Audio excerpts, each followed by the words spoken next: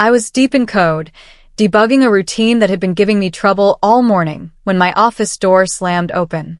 Marcus Thorne, our VP of operations, stormed in with 2 security guards flanking him. He threw a stack of printed server logs onto my desk so hard that paper scattered. Care to explain this, Elizabeth? His voice was cold, accusing. I looked at the logs, my stomach dropping. They showed massive data transfers from our secure servers to an external location, all traced back to my credentials. I started, but Marcus cut me off. You've been stealing proprietary data. Project Chimera, our most valuable intellectual property. Behind him, Jenna Sterling from the security team stood with her arms crossed, shaking her head with fake sympathy. I'm so disappointed, Elizabeth. I thought you were better than this. The guards moved forward. Everyone in the office was staring now, watching as I was escorted out like a criminal. My colleagues' faces were a mix of shock and judgment. The building doors closed behind me with a final, damning click. I sat in my apartment for hours, staring at nothing. The humiliation burned. But slowly, the shock transformed into something sharper. Rage. They hadn't just fired me. They destroyed my reputation. Accused me of theft in front of everyone I'd worked with for 3 years. My hands were shaking as I opened my personal laptop. Then I remembered something they didn't know about. Something I'd built 2 years ago as insurance, back when the company was having security breaches. Project Athena. It was a ghost monitoring system hidden deep within Omnicorp servers. A failsafe that tracked every login, every file transfer, every access point. Management had approved it initially, then forgotten about it after the breaches stopped. But I'd never taken it down. I logged into Athena using an encrypted connection. The system was still live, still monitoring everything. My heart pounded as the dashboard loaded. If someone had used my credentials to steal data, Athena would show me exactly who and when. I was about to become a ghost in their machine. The logs loaded, and what I saw made my blood run cold. The data theft was real. Project Chimera was being siphoned off systematically, chunk by chunk. But the real user behind my stolen credentials wasn't me. It was Jenna Sterling, the same woman who'd stood behind Marcus with that fake sympathy, shaking her head at my supposed betrayal. She'd been stealing the data for weeks, using my credentials as cover. The logs showed her IP address, her terminal ID, everything.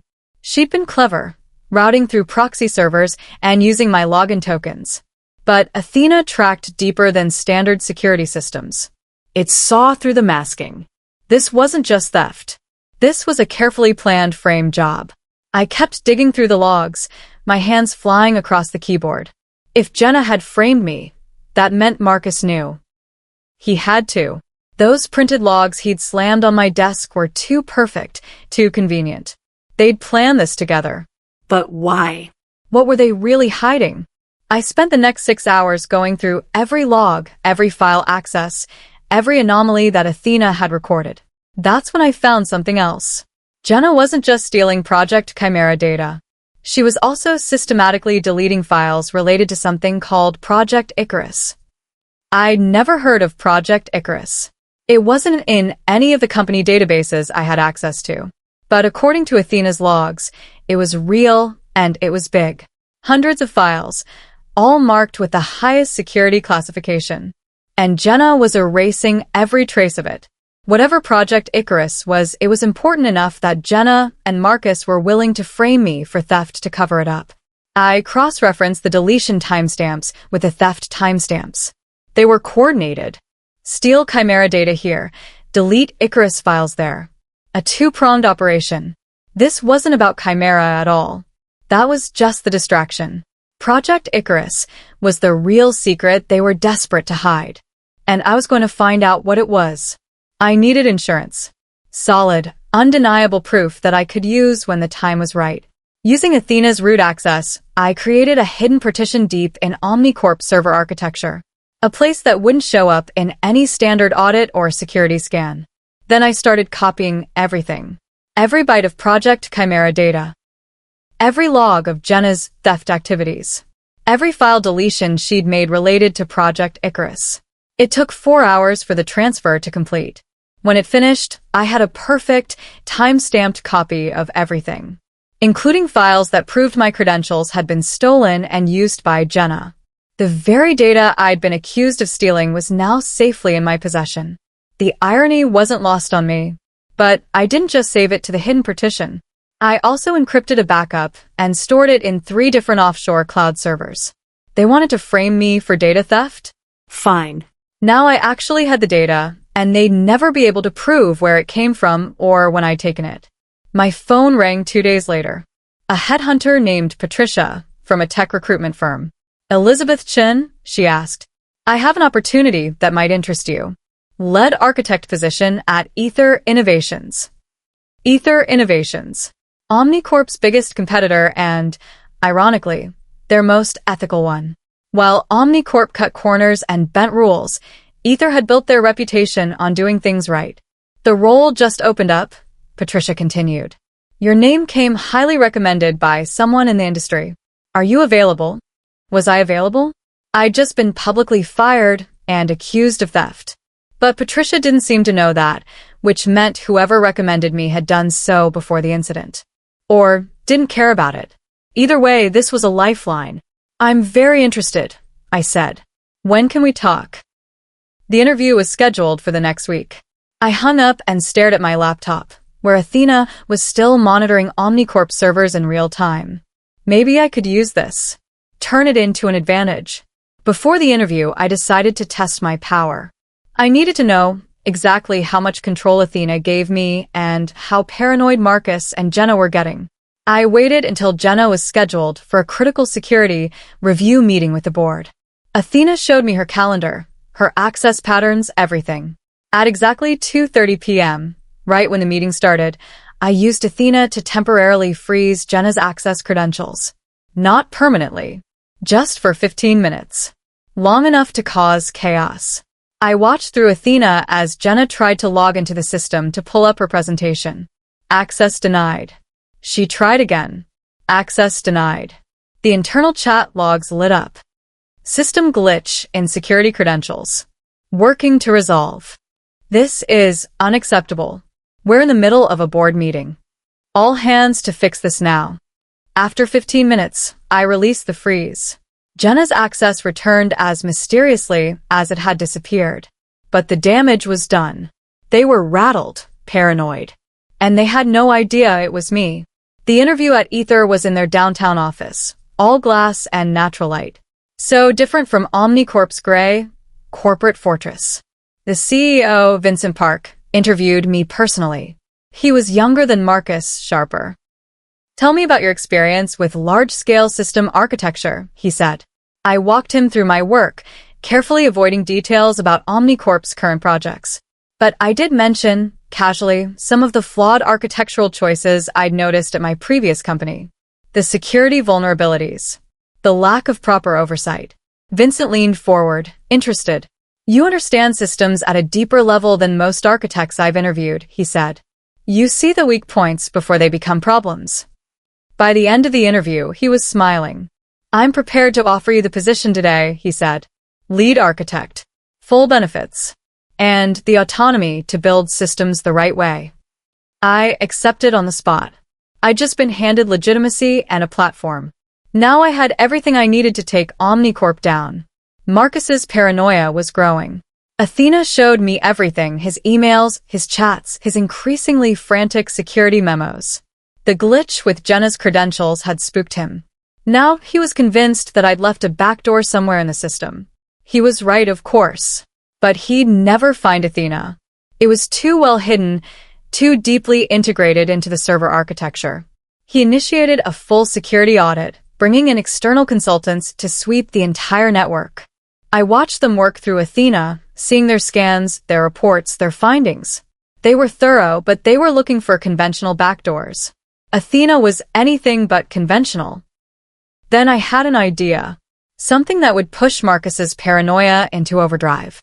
Using Athena, I carefully manipulated the audit's traffic logs.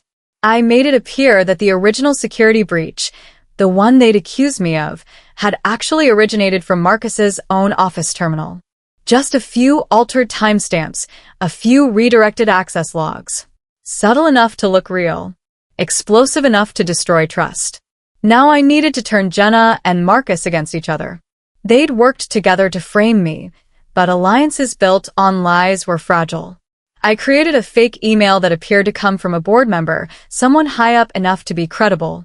The email was addressed to Marcus, marked confidential. The content was simple but devastating. We need to discuss contingency plans. If this situation escalates, we'll need someone to take responsibility.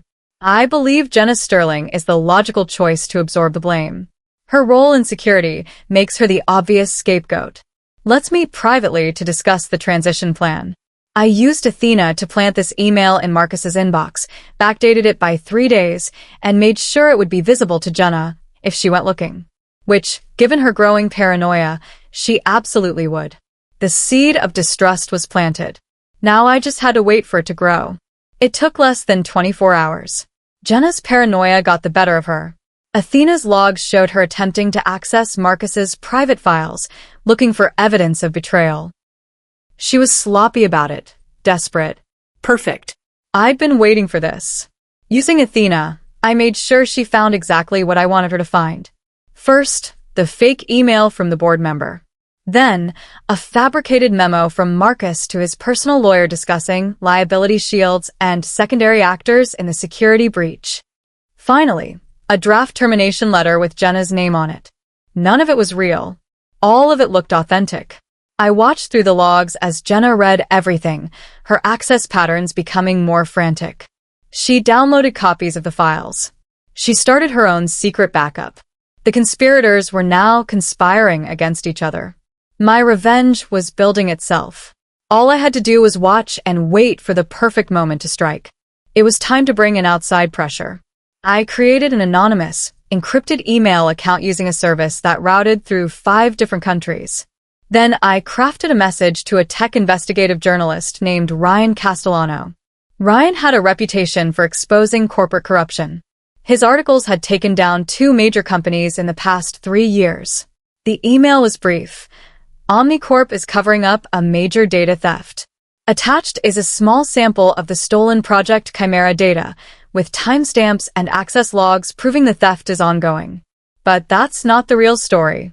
Ask them about Project Icarus. They'll panic. I attached a small, verifiable chunk of the Chimera data. Just enough to prove I had access to something real, but not enough to compromise the entire dataset. Then I hit send. Ryan replied within 2 hours. This is explosive. I need more. Can you verify your identity? I replied. No. But you can verify the data. That's all that matters. He was hooked. The journalist was in play. My first day at Ether Innovations was surreal.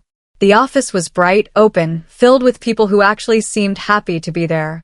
Vincent introduced me to my team, 8 talented engineers who looked at me with genuine respect, not suspicion.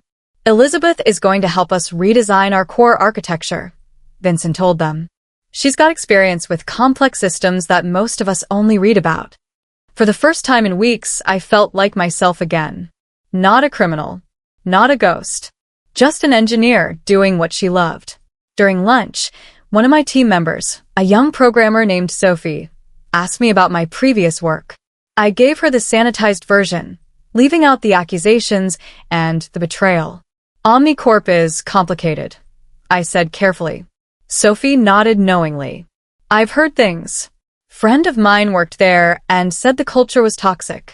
I smiled. That's putting it mildly. But inside, I was thinking about what was coming. The storm I was about to unleash on that toxic culture. Ryan's preliminary questions hit Omnicorp like a bomb. Athena showed me the panic in real time. Emails flying between Marcus, Jenna, and the board. Emergency meetings called. Lawyers consulted. How did a journalist get this information?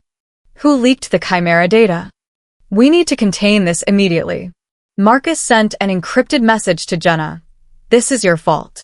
Your sloppy security allowed this leak. Jenna fired back. My fault? You're the one who insisted we frame Elizabeth. I said it was too risky. The alliance was crumbling beautifully. Each blamed the other in increasingly frantic messages that I monitored with cold satisfaction. Ryan kept digging, sending follow-up questions to Omnicorp's PR team. What is Project Icarus? Why are there systematic deletions of files related to this project? Who authorized the data transfer of Project Chimera materials? Omnicorp's PR responses were generic, defensive. We don't comment on internal project names. All data security protocols are being followed. They were stalling, but Ryan wasn't stopping. I finally decided to dig into what Project Icarus actually was. Using Athena, I recovered some of the deleted files that Jenna had tried to erase. It took careful reconstruction, piecing together fragments from server backups and temporary cache files. What I found made everything else look small. Project Icarus was a secret government contract. Omnicorp had been providing backdoor access to customer data for a classified surveillance program. Not just metadata. Full access. Messages, files, personal information. Everything. It was illegal on multiple levels. Violation of privacy laws. Breach of customer trust. Possible violation of constitutional protections against unreasonable search. And Marcus had been running it personally, with Jenna handling the security to keep it hidden. That's why they'd framed me. I'd been getting too close to the truth with my security audits. They needed me gone before I uncovered Icarus. This wasn't just corporate corruption. This was a crime that could send them to prison for years. Marcus was desperate now. I watched through Athena as he started making phone calls to his government contacts. Within a week, a counter-investigation was launched into Ether Innovations. Suddenly, Ether was being audited by federal regulators, questioned about their data practices, scrutinized in ways that seemed excessive. Vincent called me into his office, concerned but not accusatory. We're getting some unusual pressure from government agencies, he said. Any idea why? I thought about telling him everything. But not yet.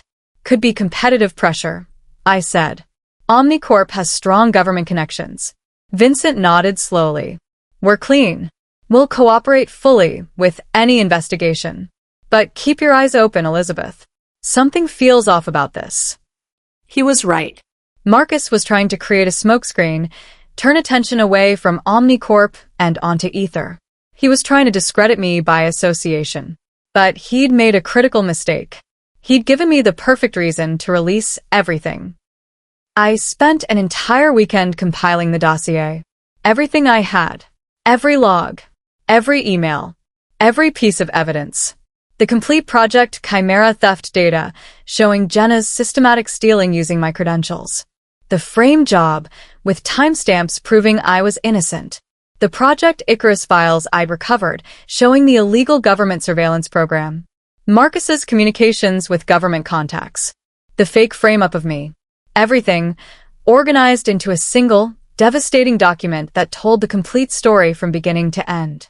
On Monday morning, I sent it to 3 places simultaneously. Ryan Castellano, the investigative journalist. Omnicorp's board of directors. And the Department of Justice Criminal Division. The subject line for all 3 was the same. Evidence of corporate espionage, illegal surveillance, and criminal conspiracy at Omnicorp Systems. Then I sat back and waited. The bomb had been dropped. Now I'd watch it explode. The story broke at 6 a.m. on Tuesday. Ryan's article was published in a major tech publication, Omnicorp's House of Lies, illegal surveillance, data theft, and the employee they framed to cover it up. It was comprehensive, brutal, and backed by irrefutable evidence. The stock market opened, and Omnicorp's share price immediately plummeted. Down 15% in the first hour. Down 30% by lunch. Trading was suspended twice due to volatility. The board issued an emergency statement. We are deeply shocked by these allegations and are cooperating fully with federal investigators. VP Marcus Thorne and Security Director Jenna Sterling have been suspended pending investigation. That was corporate speak for, we're throwing them under the bus to save ourselves. Within hours, major clients were publicly distancing themselves from Omnicorp. Government contracts were being reviewed. Lawsuits were being filed. The house of cards was collapsing in real time. And I watched it all from my clean, bright office at Ether, feeling nothing but cold, satisfied peace. My phone rang from an unknown number. I almost didn't answer, but curiosity got the better of me. Elizabeth. Jenna's voice was ragged, desperate. She'd been crying. Please. You have to help me. Tell them I was forced into this. Tell them Marcus made me do it. I said nothing, just listened. I didn't want to frame you, Jenna continued, her words tumbling out. Marcus said we had no choice. He said you were going to expose Icarus, and we'd all go to prison. I was just trying to protect myself. Still, I said nothing. Please, Jenna begged. I have kids. If I go to prison, they'll lose everything. Just tell the investigators it was all Marcus. Tell them I was coerced. Please. I thought about the moment she'd stood behind Marcus in my office, shaking her head with fake sympathy while I was being escorted out in humiliation. I thought about weeks of watching her steal data using my credentials, knowing she was setting me up. No, I said quietly. Then I ended the call. She tried calling back 3 times. I blocked the number. The arrests happened on Thursday morning. I wasn't there to see it in person, but the news coverage was everywhere. Video footage of federal agents walking into Omnicorp's headquarters. Marcus being let out in handcuffs, his face pale and shocked. Jenna following minutes later, her head down, refusing to look at the cameras. The charges were extensive. Conspiracy to commit espionage. Unauthorized access to computer systems. Theft of proprietary data. Obstruction of justice.